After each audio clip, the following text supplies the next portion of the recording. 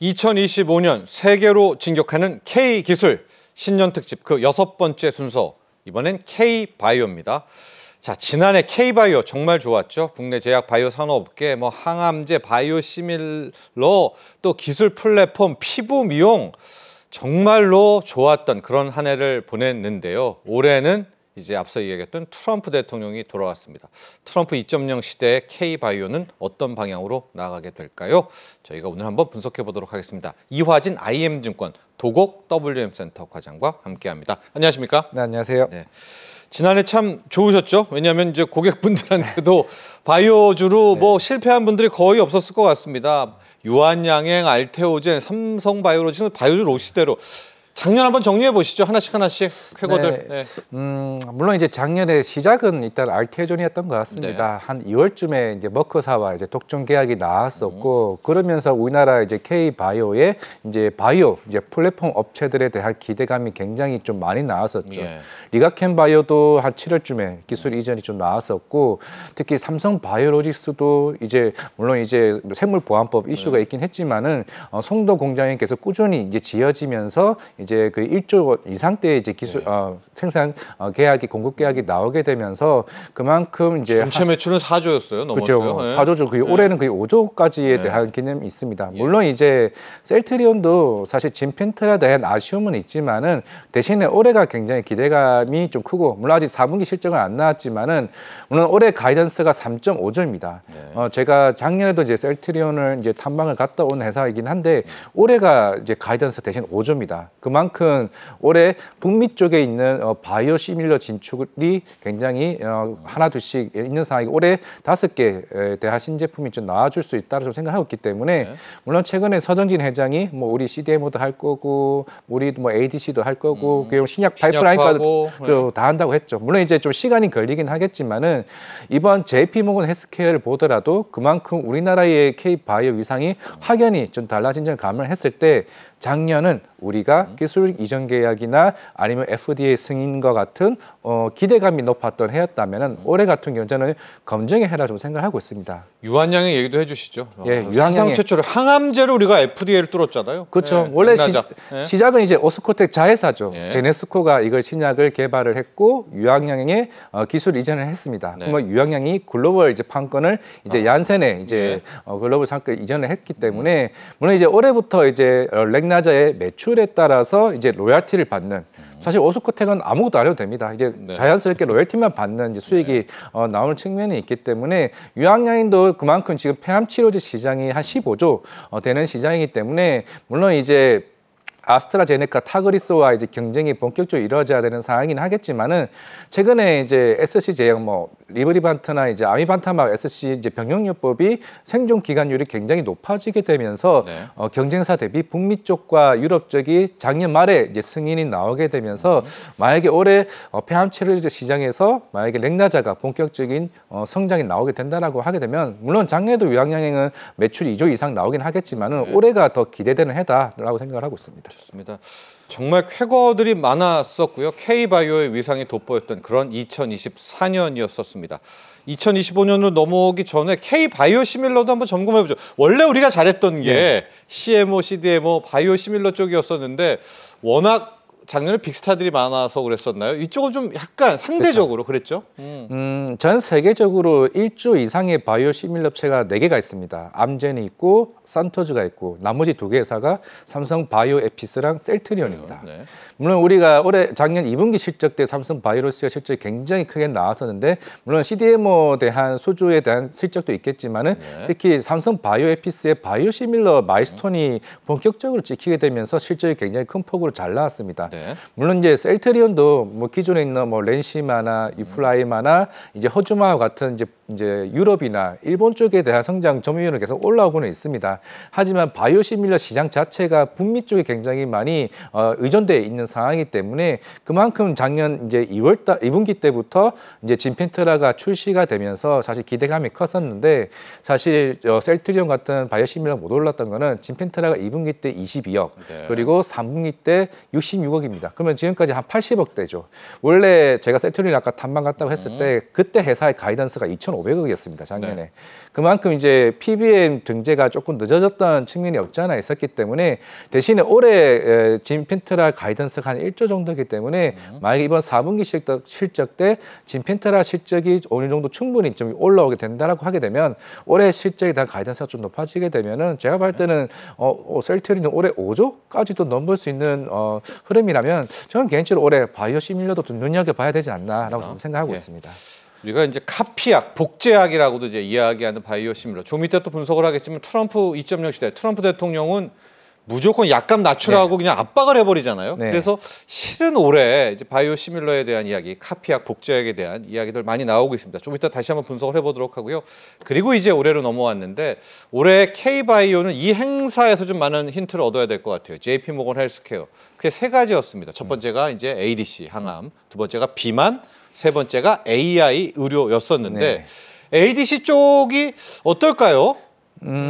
최근에 물론 이제 알테오젠도 다이치 산교랑 이제 SC 이제 계약을 맺었고 사실 뭐 ADC 물론 한 몇 년 전부터 시장에서 크게 좀 관심을 가졌었고 물론 우리나라의 대표적인 회사는 리가켄 바이오긴 합니다. 실제로 이제 그 약물의 이제 항체를 하나만 유도 비싸를 얘기는 하는데 결국에는 그 암 세포를 죽이기 위해서 하나에 딱 맞추기 위한 역할을 이제 ADC라는 역할을 하고 있습니다. 다른 건 안 죽이고 딱 그 항원만 공격하는 그거죠. 그 그만큼 치료 확률이 굉장히 좀 높아지기 때문에 ADC에 대한 역할이 굉장히 중요한데 뭐 대표적으로 전 세계적으로 다이치 산케와 이제 화이자의 밑에 있는 이제 시젠 회사가 1, 2를 다투는 회사입니다.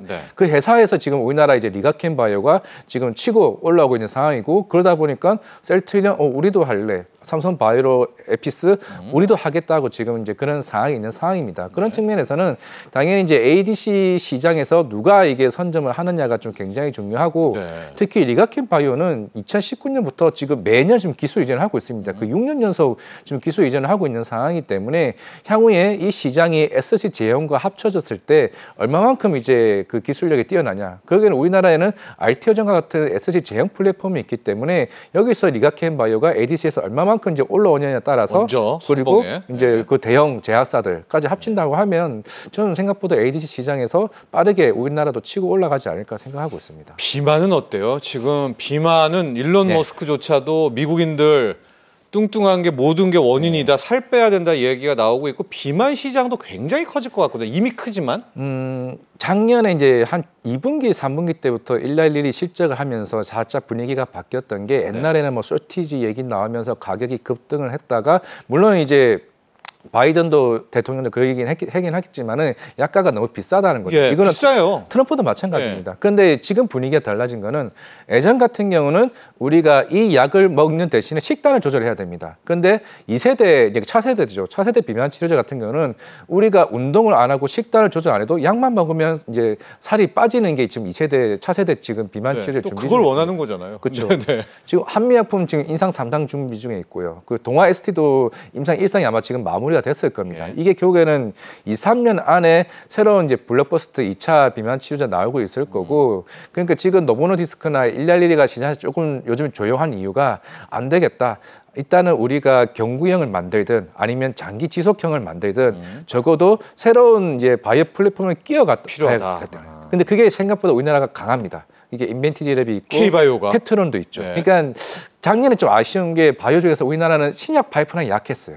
대신에 이거를 어시스턴트 할 수 있는 이제 바이오 플랫폼 업체들의 기술이 이전이 많았었기 때문에 그게 우리나라가 뭐 ABL 바이오, 리가켄 바이오, 알테오젠이 이게 시장에서 또 덜 떴었지 실제로 뭐 보령이나 이런 뭐 신약 파이프를 가지고 있는 뭐 HK 이노케 같은 회사들은 조금은 약한 면이 없지 않아 있었다 좀 말씀드리겠습니다. 자, K바이오가 놓고 보니까 지금 다 강해요. 비만도 K바이오의 기술 있고요. ADC도 있고 세 번째가 AI 의료인데 우리 AI 의료, AI 쪽은 어때요? AI와 의료 결합하는 분야예요, K바이오가? 일단은 시작은 루닛이 만들어줬다 생각을 해요. 그게 물론 최근에 뭐 대주주 이슈는 제외하더라도 적어도 아스트라제네카와 손을 잡았다.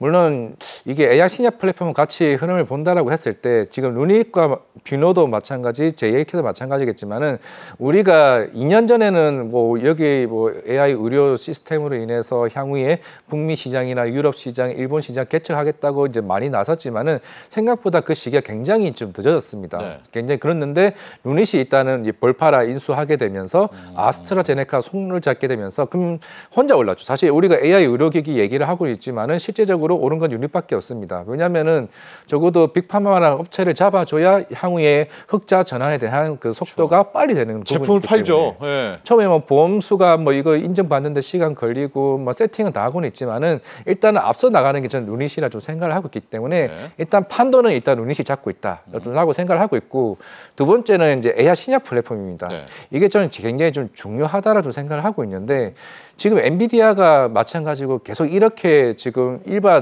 퀵테크 업체들 관심을 가지는 거는 AI 기술과 이런 신약을 만드는 회사들이 합쳐진다라고 하게 되면 보통 우리가 신약 개발하는데 15년에서 20년 정도가 걸립니다. 그런데 우리가 AI가 붙이게 되면은 실제로 5년이 아니라 실제로 3년 안에 그 후보 물질이 만들어지고 비용도 줄여지기 때문에 AI가 빨리 그냥 다 해버립니까? 시뮬레이션을? 네. 그러니까 후보 물질을 만드는데 그 많은 수억 개에 대한 물질들을 다 조합을 시키는 거죠.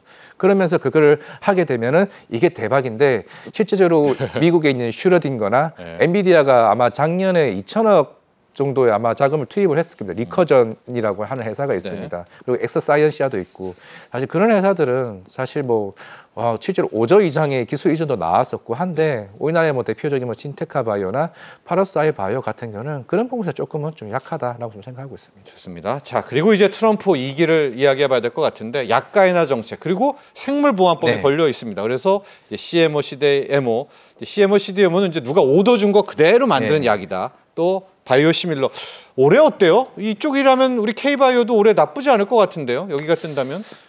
일단은 뭐 삼성 바이오로스가 이번에 5공장을 4월 달에 이제 만들게 되면 대략 한 70만 리터 되는데 이 정도면은 전 세계 1위가 스위스에 있는 론자입니다. 네. 론자를 그 뛰어넘는 이제 생산 캐파를 이제 가지게 되고 이것도 지금 2년마다 해서 2032년까지 총 한 8공장까지 완공에 앞선다고 하게 되면 그때까지 130만 리터라고 했을 때 물론 이제 트럼프도 지금 중국과의 관계에 대해서 약간 우리가 처음에는 좀 강하게 할 거로 생각을 하고 있는데 이게 또 이것만 이제 맹신해서는 저는 안 된다고 생각을 하고 있고 네. 물론 이제 우시 바이오로직스도 물론 그런 측면에서 분할하다 보니 이 사업권을 최근에 머크 쪽에 이제 매각을 하는 쪽으로 가고 있다라고 하게 되면은 일단은 지금 삼성 바이오로직스가 최근에 저도 이 회사를 IR을 다녀왔었는데 이런 얘기를 했습니다. 결국에는 지금 인도가 치고 올라오고 있다고 하지만은 그만큼 약속을 지키는 게 굉장히 중요합니다. 만약에 빅파마 업체에서 우리 이거 3월 달까지 이 정도에 대한 약물을 만들어줘라고 했는데 사실 다른 국가들은 이걸 잘 못 지킨다고 합니다. 근데 우리나라 같은 경우는 확실하잖아요. 딱 일정을 딱딱 만들어준다고 합니다. 네. 거기에 대해서 신뢰도가 굉장히 높기 때문에 삼성 바이오로직스는 최근에 큰 계약건도 나왔다시피 이미 빅파마 업체들은 실제로 우리나라 이제 그 CDMO 관련 업체들에게 수많은 이제 공급 계약들이 아마 올해 더 많이 나오지 않을까 생각을 하고 있습니다. 그렇습니다. 자 이제 생물보안법도 통과되고 트럼프 2.0 시대 올해도 K바이오의 강점들 돋보일 것 같습니다. 중소벤처기업부는 우리를 5대 바이오 벤처 강국으로 만든다는 계획 아래서 여러 가지 지원도 해주고 있고요. 과기부도 우리나라의 3대 성장 동력으로 AI, 양자 그리고 바이오를 뽑았습니다.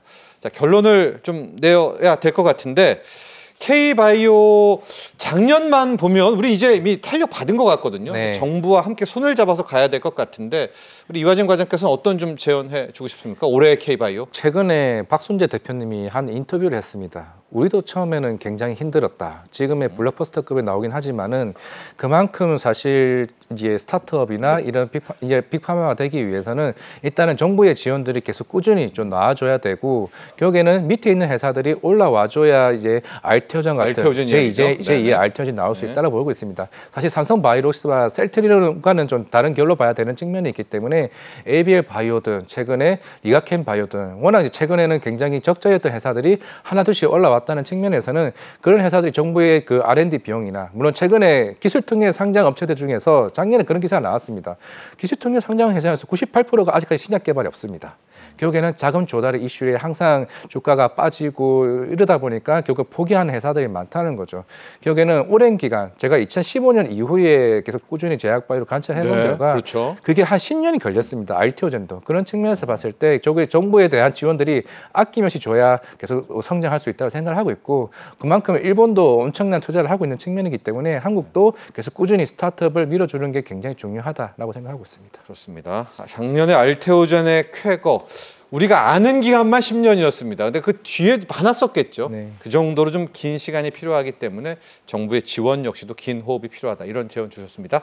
이화진 IM증권 도곡 WM 센터 과장 여기서 보내드리죠. 오늘 감사합니다. 네, 감사합니다.